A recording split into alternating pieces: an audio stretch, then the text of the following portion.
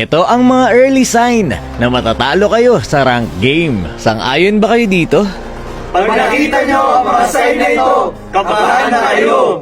Number 1, ban Estes. Banning pa lang ng kakampi mo ay malalaman mo na kapag hindi marunong. Kapag ang binan niyan ay Estes, Saber, Yin, Hellcurt, matik yan, kabahan ka na. Kasi posible, outdated na yung kalaro mo. Hindi niya alam na na-nerf na etong si Estes. Pero malakas pa rin naman ang mga herong yan, sadyang may mas malakas lang na meta hero na mas magandang iban ngayon, kagaya ni Glue, YSS, Bane. Yan yung mga magandang iban sa solo. Number 2, kapag multi-role yung kasama mo, kaya lang isang hero lang ang gamit. Mapa XP lane, mid lane at Roamer. Chang'e lang talaga ang gamit, grabe. Number 3, kapag walang makunat sa team. Kapag ang kakampi mo ay nagpipik ng mga pure damage hero, sobrang hirap niyan. Tapos sasabihin nila bakit hindi ka pumapalag sa turtle. Sinong mauuna dyan? Tatlo yung kalaban. Tapos lahat tayo malambot. Kadalasan kasi sa mga solo player, gusto nila maka-takedown sila ng kalaban. Ayaw nilang maging team player kasi mahirap magtiwala sa kakampi.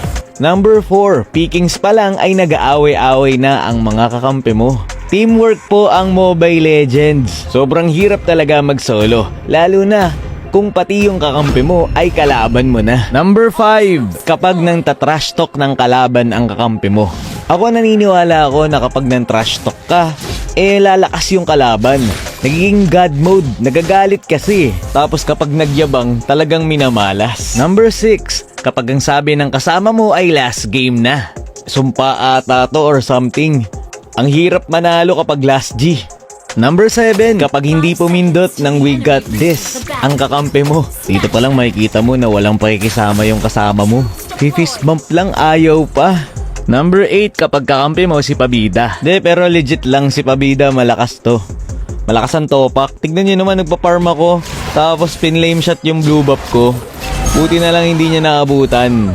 Nag-shot pa ng sayang. Hilig mang trip ng kakampi netong si Pabida eh. Pero yun nga, kahit ano pa ang senyalis na makita mo, huwag kang mawawalan ng pag-asa. Pwede kang kabahan, pero huwag kang matatakot kasi nakadepende pa rin sa'yo kung paano kayo mananalo sa game. Posibleng mahirapan kayo dahil sa mga senyalis na ito. Pero yun nga, kapag nakita mo ang mga ito, mag-focus ka lang at kakayanin yung manalo.